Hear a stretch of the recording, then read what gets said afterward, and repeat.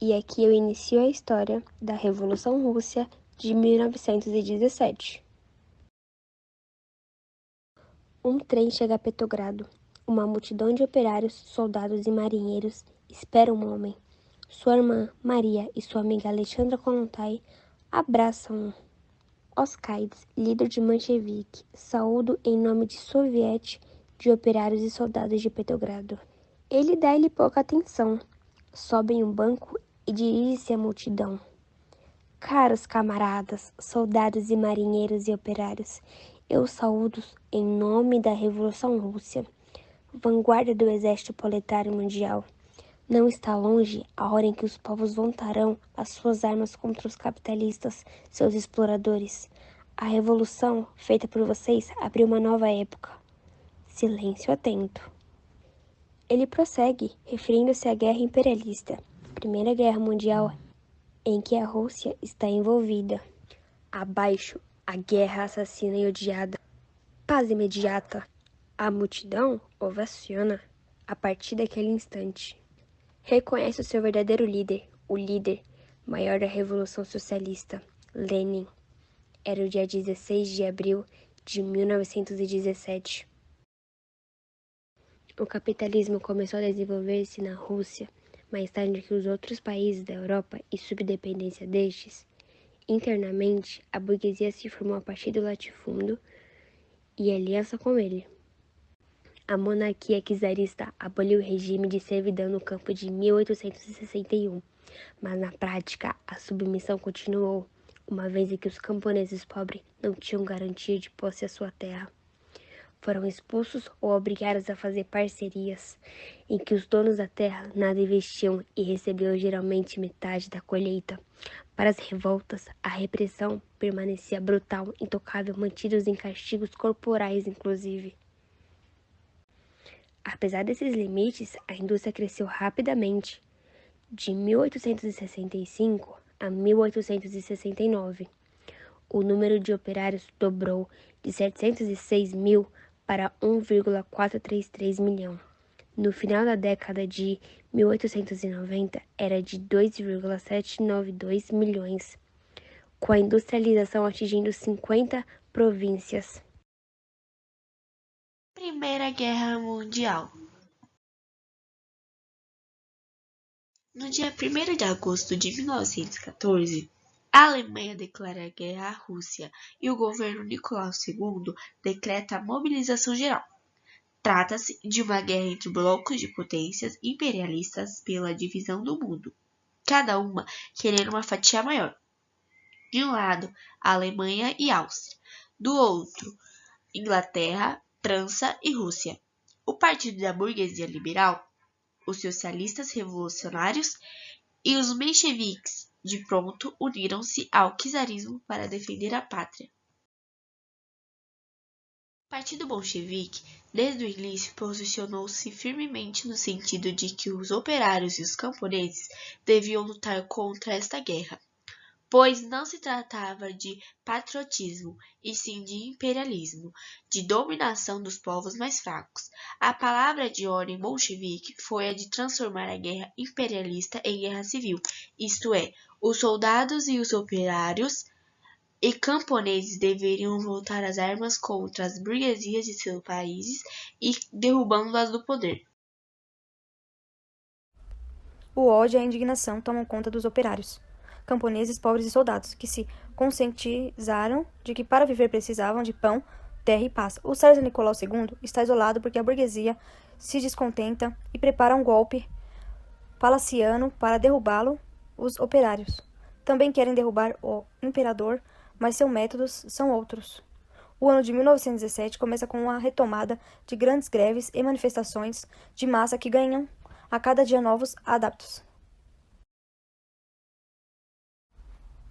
O período de 22 a 27 de fevereiro, 7 a 12 de março no calendário atual, é de convulsão em todo o país. No dia 26, 11 de março, os operários de Petrogrado recebem o apoio de um batalhão do exército, que abre fogo contra a guarda imperial quando ela vai dissolver uma manifestação. No dia seguinte, os operários se armam e mais soldados se sublevam. O cesarismo está morto. A Revolução de Fevereiro teve, de fato, como base os sovietes de operário e soldados. Eles eram os órgãos de poder popular.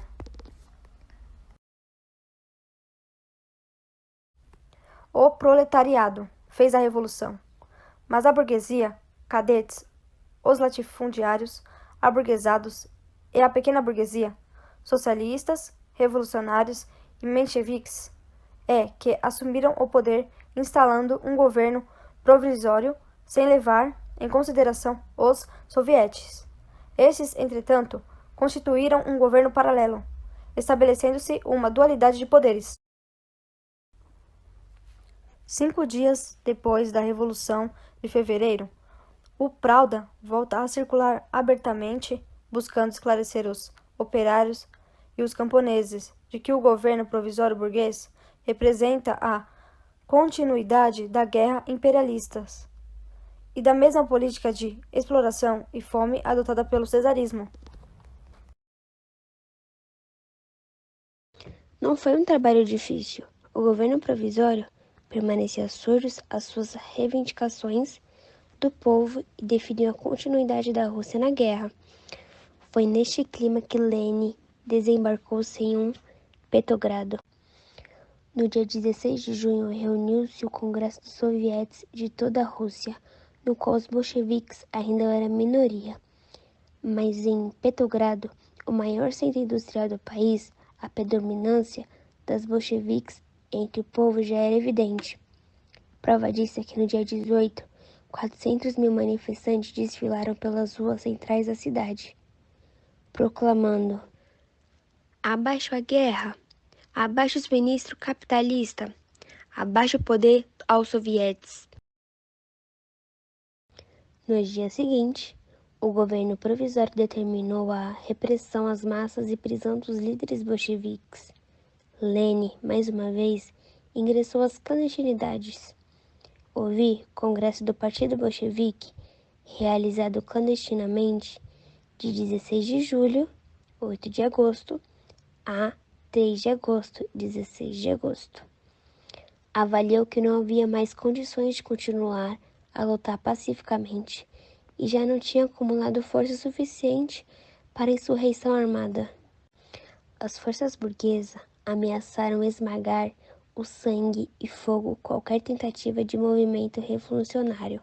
A seguir, Kerensky, ministro social revolucionário, incentivou um golpe planejado pelo general Kornilov, mas retirou seu apoio quando soube que não haveria espaço para ele e seria instaurada uma ditadura militar.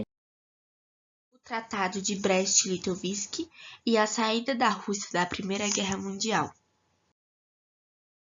A Rússia formou uma comissão liderada por Leon Trotsky. A guerra era extremamente impopular na Rússia pela falta de alimentos e pelos milhões que morreram. Além disso, o exército russo estava à beira do colapso e as derrotas para a Alemanha começavam a ameaçar grandes e importantes cidades russas, como Petrogrado, atual São Petersburgo. Sendo assim, a Rússia, a princípio, orientou Grã-Bretanha e França para que ambos também negociassem o fim da guerra. Como ambos não deram ouvidos, a Rússia iniciou sua retirada da guerra com as potências centrais de maneira isolada. A ideia era negociar termos adequados pela paz, apesar de Lenin defender a ideia de paz a todo custo. As negociações entre russos e representantes das potências centrais foram iniciadas em dezembro de 1917 em Brest-Litovsk. Após idas e vindas das negociações, os russos aceitaram os duros termos impostos pelos representantes das potências centrais. Primeiro, as hostilidades entre Rússia e Alemanha, Áustria-Hungria, Bulgária e Império Otomano seriam cessadas. Segundo, a Rússia deveria abrir mão dos seguintes territórios: Finlândia, países bálticos, Belarus, Ucrânia e Polônia. Os destinos desses territórios seriam decididos em comum acordo entre alemães, austriacos e populações locais. Terceiro, Armênia, Geórgia e Azerbaijão ganhariam sua independência. Quarto, os otomanos também recuperaram territórios que haviam sido perdidos em uma guerra tratada entre otomanos e russos no século XIX. O Tratado de Brest-Litovsk, assinado em 1918, teve vida curta com a derrota alemã. Ele perdeu validade e tornou-se oficialmente inválido com a assinatura do Tratado de Versalhes.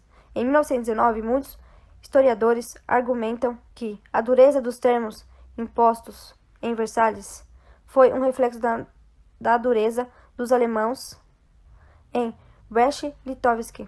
Para a Rússia, o tratado teve um duro impacto. Os russos perderam parte considerável de seu território e de sua população. Além disso, tiveram de abrir mão de reservas valiosas de petróleo e carvão.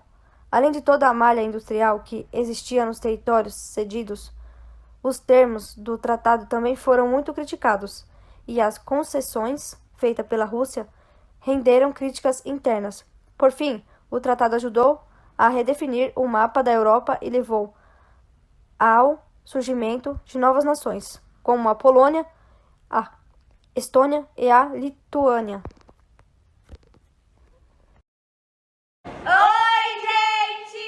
Espero que vocês tenham entendido como foi a Revolução Russa de 1917. E queremos agradecer também ao nosso professor Ramir, a nossa secretaria, que seria a Andrea e a Cris. Espero que ela esteja na sala vendo esse vídeo com a gente.